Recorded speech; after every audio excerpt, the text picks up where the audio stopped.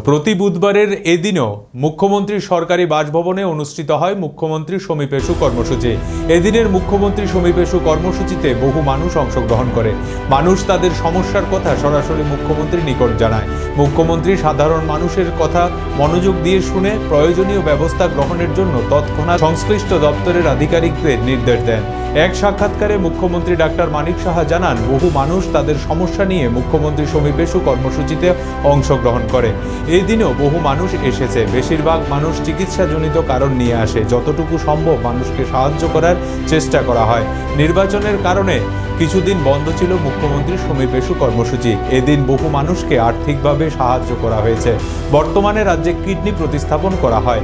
ইতিমধ্যে রাজ্যে একজনের কিডনি সফলভাবে প্রতিস্থাপন করা হয়েছে মণিপুরের সিজা হাসপাতালের চিকিৎসকদের সহযোগিতায়। বর্তমানে রাজ্যে নিউরো সার্জারি হয়। ক্যান্সারে আক্রান্ত রোগীদের চিকিৎসার ব্যবস্থাও রয়েছে রাজ্যে। ত্রিপুরা রাজ্যের স্বাস্থ্য ব্যবস্থাকে আরও উন্নত করার চেষ্টা চলছে বলে জানান মুখ্যমন্ত্রী ডক্টর মানিক সাহা। এদিন মুখ্যমন্ত্রী সমীপেশু কর্মসূচিতে মুখ্যমন্ত্রী ডক্টর মানিক সাহা ছাড়াও উপস্থিত ছিলেন মুখ্যমন্ত্রী সচিব পি.কে চক্রবর্তী, স্বাস্থ্য দপ্তরের সচিব, জিবি হাসপাতালের এমএস সহ অন্যান্যরা।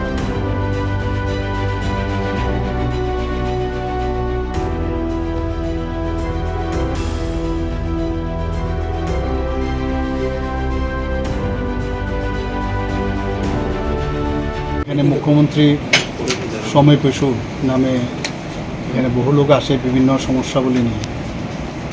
তো আজকেও দেখেছেন অনেক লোক এসছে। ট্রাই করি, চেষ্টা করি কীভাবে সাহায্য করা যায়। অন্যান্য বিভিন্ন সমস্যা নিয়েও আসে। হেলথের বেশিরভাগ হেলথ কন্ডিশন নিয়ে আসে, অন্যান্য সমস্যা নিয়েও আসে।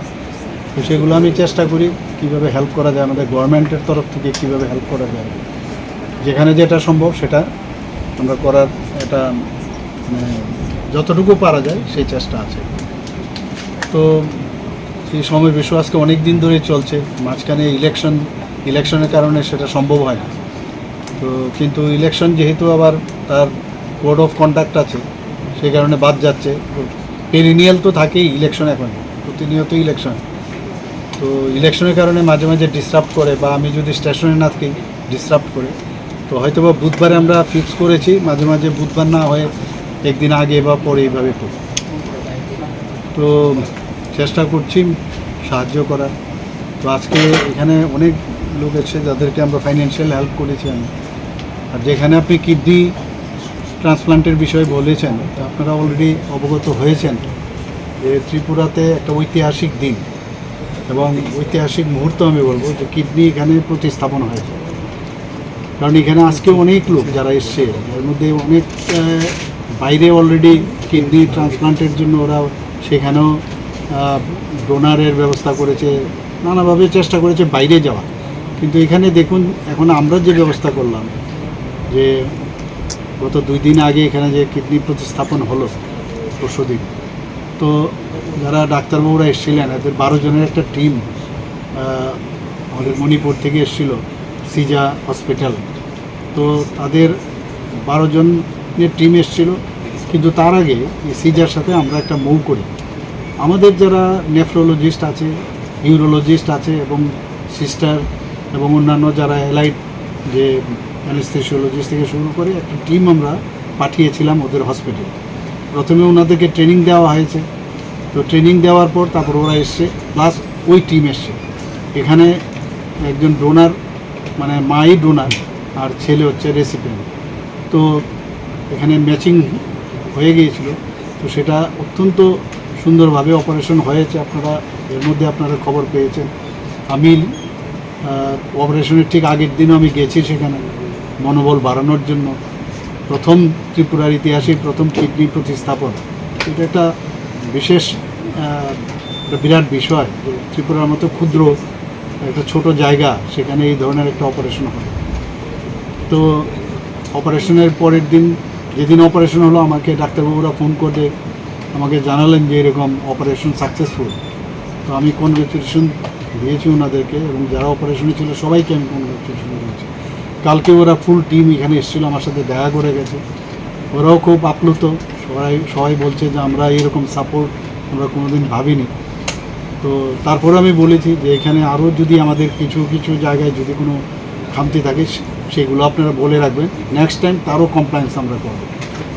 আমি স্বাস্থ্য দপ্তর এবং জিবি হাসপাতালে যারা এর সাথে যুক্ত তাদেরকে আমি ধন্যবাদ দিতে চাই বারবার যে এরকম একটা কাজ এখানে হয়েছে। তাহলে আমাদের ত্রিপুরার কথায় কথায় বাইরে যাওয়ার যে একটা প্রবণতা সেগুলোও কমবে। ক্যান্সার হসপিটালে আপনি দেখেছেন, ক্যান্সার হসপিটালে প্রচুর মানুষ কিন্তু সেখানে সার্জারি হচ্ছে এবং রেডিয়েশনও হচ্ছে, কেমোথেরাপি হচ্ছে, সব ধরনের চিকিৎসা কিন্তু এখন ক্যান্সার হসপিটালে আছে। এখানে নিউরো সার্জারি হচ্ছে, ইউরো সার্জারি হচ্ছে, সমস্ত সুপার স্পেশালিটির ম্যাক্সিলোফেসিয়াল সার্জারি হচ্ছে, সব ধরনের অপারেশন এখন ত্রিপুরাতেই হচ্ছে। আমাদের কলেজে এখন টিএমসির মধ্যে একজন পেডিয়াট্রিক সার্জনও আছে, তারও আমরা মাঝে মাঝে আমরা ওখানে পাঠাই, তার সাহায্যে যাতে ছোটো ছোটো বাচ্চাদের ট্রিটমেন্টের সুবিধা হয়। তো সব দিকে আমরা চেষ্টা করছি ত্রিপুরা স্বাস্থ্য ব্যবস্থা যাতে ভালো হয়। তো এবং আমরা চেষ্টা করছি এখানে আরও বেশি ইনস্টিটিউশন হোক। ডেন্টাল কলেজেও আপনারা দেখেছেন এখানে অলরেডি ফার্স্ট ইয়ার শেষের পথে, সেকেন্ড ইয়ারের যারা স্টুডেন্ট তারাও ভর্তি হবে। এখানে আমাদের বিএসসি নার্সিং কলেজও হয়ে গেছে। কালকেও আপনি দেখেছেন টিআইডিসি এলাকায়, সেখানেও আমরা দুটো হসপিটাল নতুনভাবে ভবনের উদ্বোধন করেছি, সেখানে আসন সংখ্যা বাড়িয়েছি, সেখানে আপনার যে কোয়ার্টারগুলো তারও উদ্বোধন করেছি। তো সব দিক দিয়ে চেষ্টা করছি, সব দিকে যাতে স্বাস্থ্য ব্যবস্থার কোনো রকম খামতি না হয়।